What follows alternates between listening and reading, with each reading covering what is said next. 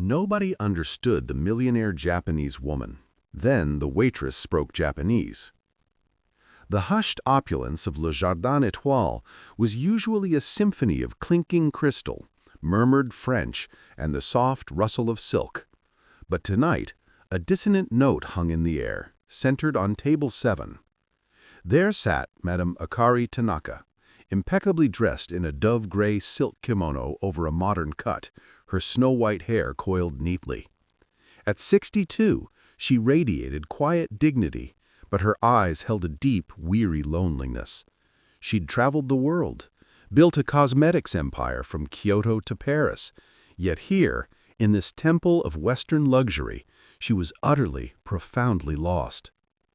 Her attempts to order, a simple request for green tea and miso soup, had been met with blank stares and frantic, apologetic gestures from the waitstaff.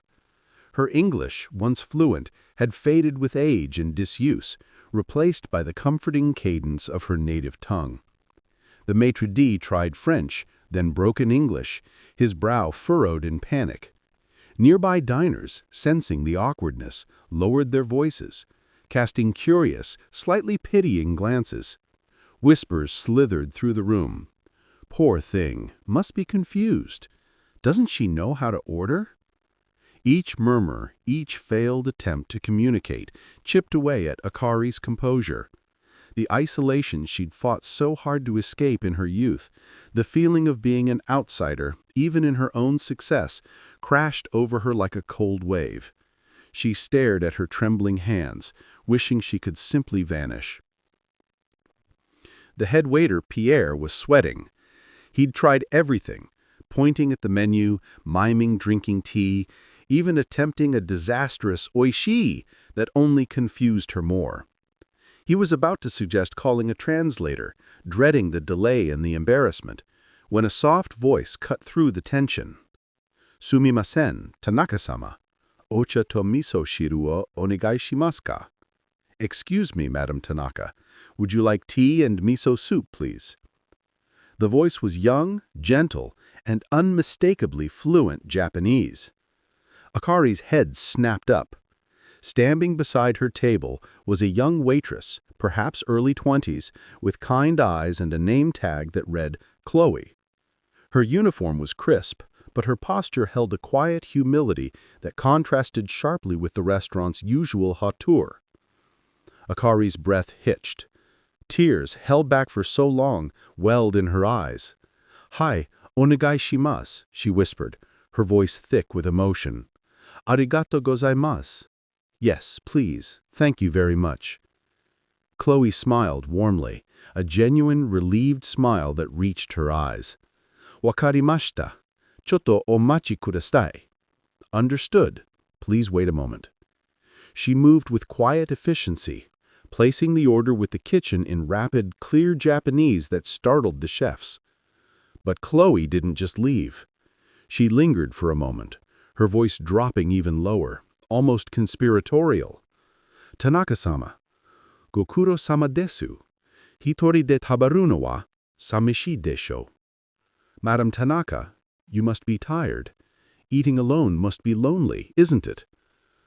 The simple, empathetic question, spoken in her mother tongue, shattered Akari's last defenses. A single tear traced a path down her cheek. She hadn't realized how desperately she'd needed to hear those words, to be seen, not just as a wealthy silent oddity, but as a person feeling the ache of solitude. "Hi," she admitted softly, the word carrying the weight of years. "Totemo samishi." "Yes, very lonely." Chloe gently placed a hand, just for a second, on Akari's wrist. A fleeting, culturally appropriate gesture of comfort. "Daijoubu desu yo. Watashi ga iru kara." "It's all right. I'm here." The entire dining room had fallen utterly silent. Conversations died mid-sentence. Cutlery froze mid-air. Every eye was fixed on table 7, witnessing this unexpected, intimate exchange in a language most didn't understand, yet whose emotional weight was palpable.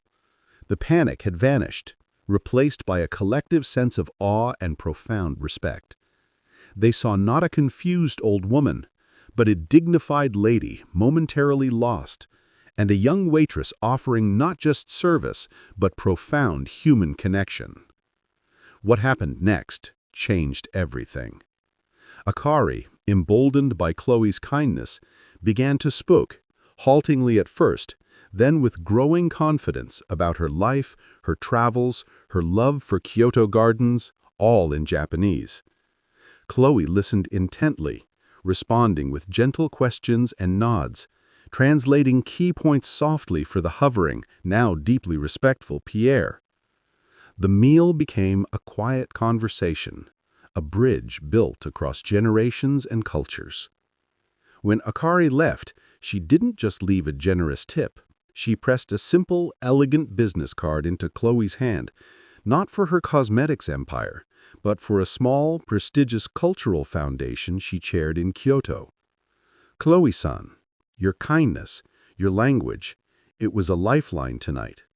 My foundation supports young people preserving Japanese language and culture abroad. We have a scholarship for someone with your heart and skill. Please consider it. Chloe was speechless, tears now in her own eyes. She'd learned Japanese not from textbooks, but from her late Japanese grandmother, a bond she cherished deeply. She'd taken the waitressing job to pay for community college, never imagining her useless language skill could mean so much. The stunned silence of the restaurant that night wasn't just about witnessing a language barrier broken. It was the dawning realization that true luxury isn't found in caviar or crystal, but in the simple, profound act of being understood.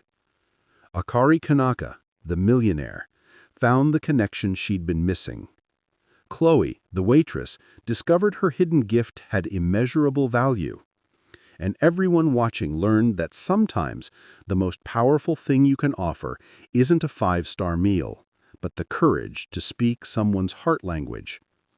Their lives, once unparalleled tracks of isolation and uncertainty, were forever intertwined by a single compassionate phrase spoken in the quiet hum of a luxurious restaurant.